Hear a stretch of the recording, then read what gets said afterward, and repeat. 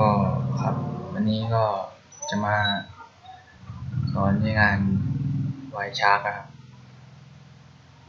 การดักจับข้อมูลนะครับก็ถ้ามีเสียงรบกวนขออภัยเลยครับขอเปิดโปรแกรมขึ้นมาแล้วหน้าตาโปรแกรมก็จะประมาณนี้ครับ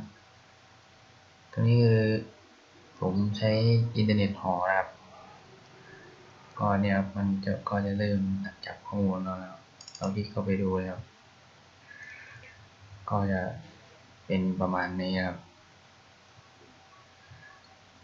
ต่อไปก็จะเป็นการดักจับข้อมูลบนเว็บนะครับอันนี้เป็นID ที่เราจะดักจับนะครับเว็บที่เราจะดักจับถ้าเป็นอย่างนี้คือดักจับได้นะครับแล้วก็เราจะรู้จัก user password ด้วยแต่ถ้าเป็นอีกแบบหนึ่ง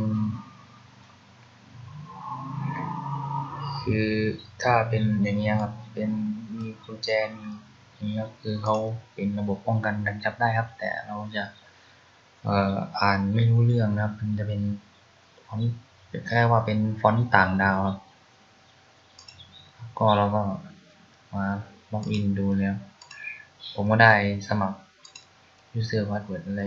อัดไปแล้วแล้วก็ล็อกอินเข้าไปดูครับก็จากนั้นก็มาดูนะครับว่าเราจะจับ user password ได้แล้วกดหยุดการทำงานแล้วก็ค้นหา http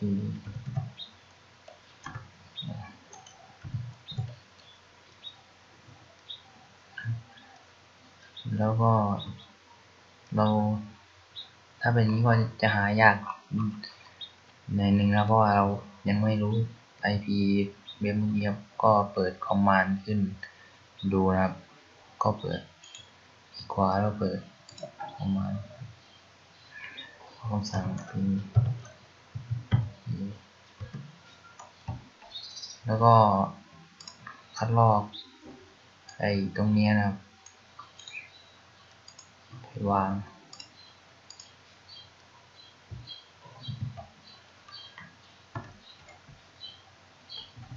เพื่อที่จะตรวจสอบ IP เว็บนะครับคือเนี่ยตรงนี้112.151.246ดูทั้งหลังนะครับ246นี่ครับก็คลิกเข้ามาดูได้ครับถ้ามันขึ้นว่า200โอเคเนี่ยครับถึงจะดู user password ได้ครับ200โอเคที่มันติดกับ246นี่ครับ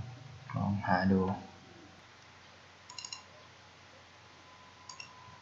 นี่ครับเจอครับนี่เป็นuser นะครับนี่ครับ user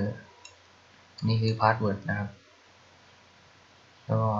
เราจะลองล็อกอินดูนะครับ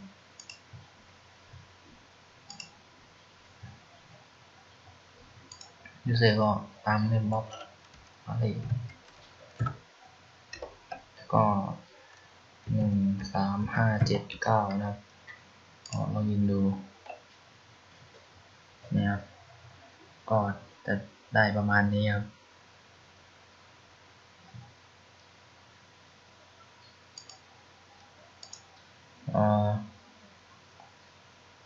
ก็นี่เป็น section ID ครับคือเราใช้คุกกี้ดักจับไว้ดูครับ552เหมือนกันนะครับตรงนี้ตรงนี้มันจะเหมือนกันครับเพราะเราได้จับไว้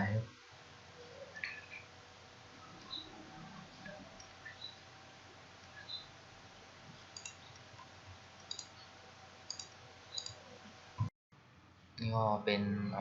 โค้ดนะครับของเว็บ